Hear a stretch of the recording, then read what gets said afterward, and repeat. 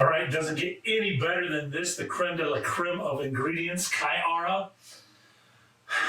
I've been sitting on this for a long, long time. I've had this sample, one of my first samples ever, because I see that price tag. Had to have it, had to know what it was all about.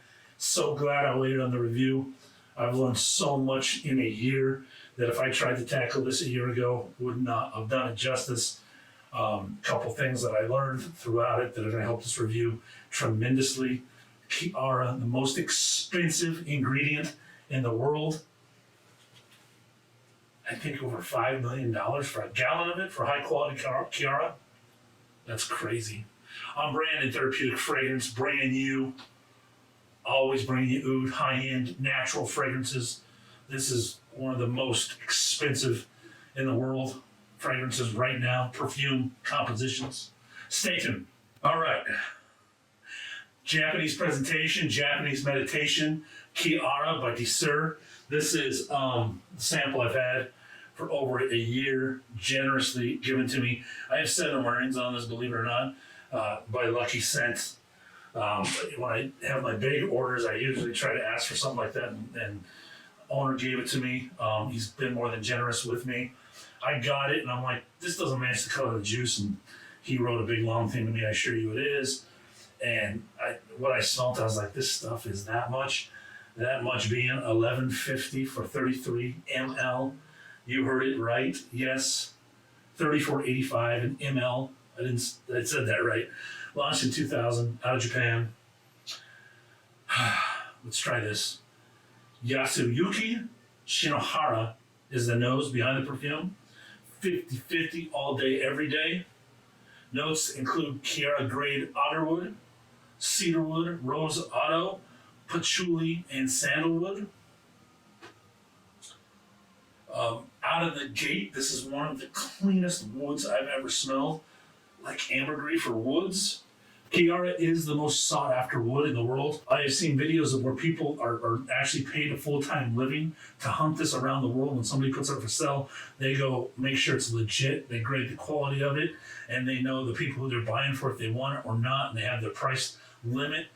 If you stumbled upon somehow, I've never heard of a story like ambergris where people stumble upon this. This is not like that. I guess if maybe the guys that live over there in the Vietnamese jungles, you go on the hikes like we do here in the Pacific Northwest, you might stumble upon a tree. It's out of this world. If you did, sold it at a market price, within a day it'd be sold. Or you could go way above market price, and literally within months it'd probably sell also. That's how sought after this wood is. It's just, you just can't find it in the wild anymore.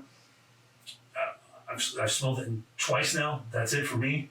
And the stuff that highest grade according to forms and whatnot, I still haven't got my nose on.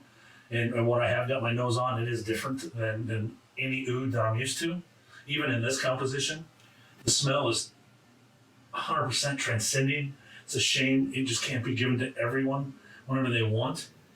This brings peace to me instantly, the kind of peace that's surreal, even if I'm surrounded by chaos and negativity. This is all natural composition at its best. Think of putting this on as a perfume, like putting on an in your playlist.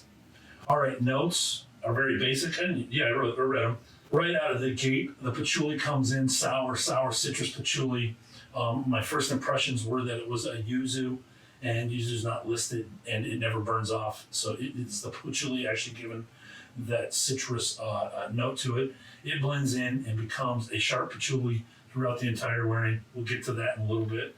The rest of the wearing is about relaxing into the perfume, letting it calm your mind and emotions, keeping you completely centered on what you're doing. You can barely tell this is oud. This is like ambergris effect for oud. It's got soft oud nuances with that ambergris air effect, but for oud. Like a magical mist of the best ouds floating in the air, the best nuances of oud, the fresh, flowery notes of oud, the fresh, watery notes of oud, just floating around. Not sea salt, I mentioned ambergris, but none of those nuances. Oud nuances, florals, light fruits, like think frangipani levels that I'm getting. Soft though. Everything is soft, calming, peaceful in this wearing. What's weird is no matter how much you apply of this perfume, it is never overpowering. But at the same time, it really does settle my mind down and bring me a calmness, just like the soft music, playing soft music would do in the background, like what you use soft music for in your day. And not kidding, this effect has it every time you wear this. Again, I've smelled Kyara twice. Once as a pure oil, and I don't know what grade it was. I don't know. It wasn't one of Insar's best. It was somebody from Etsy. It was kind of pricey. This smells better than that did, so I question the authenticity of that. The next level up just to get into the game is $500. And if I showed you how much was in it for $500, you wouldn't believe it. It's just drops for $500. This stuff is just expensive. You have to really, really, really trust who you're buying it from. The thought in the community is this is what it's about with distillers and your relationship with them, is that Kyara, money doesn't matter. It's about the smell and what you get. You get to take the smell with you. This transcends into something money can never give you in your life. So it's that kind of deep feeling that if you choose not to smell it, that's on you. But it's that spiritual, uplifting thing. I still haven't made the jump. I want to. This is the second time I've again smelled it. Now let's get into the review. If I would have reviewed this a year ago, I definitely want to pick apart the patchouli. I thought the oud was giving the sour note, and I never picked up all these nuances. We're talking just to the skin, to your center bubble nuances that the Kyara gives you in this perfume, where you pick up these flowers. It's over and over where you just sit down, relax into it. And it took me forever to pick those up. To me, going back on the Kyara really quick, a lot of diehards think a perfume should never be made out of Kyara, so they kind of get mad at this. The smell is called life-changing by a lot of people. So getting into the next phase of this, the patchouli I think is a little heavy-handed in this. I'm not spending this much money to smell patchouli. I'm spending this much money to smell the Kyara. The patchouli does complement to a point, but it just rises above the entire wearing where it shouldn't. To me, it's just heavy-handed. Now, if I was pulling in $25K a month and money wasn't an object, yes, I would own this and wear this a lot. I am not. This is not something I can wear a lot of. I would rather buy the 0.3 of Kyara and open it and smell it all the time for the rest of my life. I've showed videos on this, and with my budget where I'm at. Again, to each his own. Some people, money's no object. This is something I would wear all the time if it was. But where I'm at in my journey, my next level is buying that 0.3 of Kyara itself and having that to smell all the time and reference all the time. Because overall, this is personally a perfume that does get me in the right place in my mind when I'm wearing it.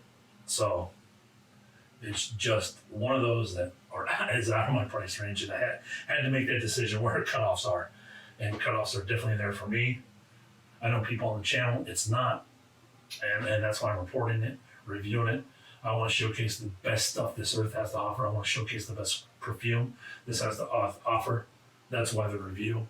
I don't see nobody else taking it on. It took me a year to really understand it. All the Kyara nuances are there. My only qualm of that is just the patchouli with it. The patchouli settles in a bit in an hour, again, but that sharpness never leaves, and you finally get to get the rose notes. The rose blooms up a little bit on it, not heavy-handed. The rose is perfectly. If the patchouli was like the rose, this would be a different story for me. And then backed with a santal and a cedar with the rose soft. All of them, all those notes are just perfectly aligned, minus the patchouli for me. Overall, this is meditation magic to change your mindset and surround yourself in peace. Scoring, Dessert, Kyara. Experience is still a 15 out of 15 all day long. Branding, originality, 4 out of 5. Projection, 3 out of 5. Longevity, a 2 out of 5. 17 out of 20. For the composition, ingredients, price to mill, 22 out of 25. Again, Kyara is the most expensive ingredient in the world. There's nothing else to compare it to. It is market price. Not a real doc there for it. 8 out of 10 for the top, 5 out of 5 for the heart, and 8 out of 10 for the base. Total score of 84. Get a decant of this. Where, if money is not an object, this is a signature scent. If I ever had this, it would be just one most stressful day ever. I try to pour on as much as I could on those days.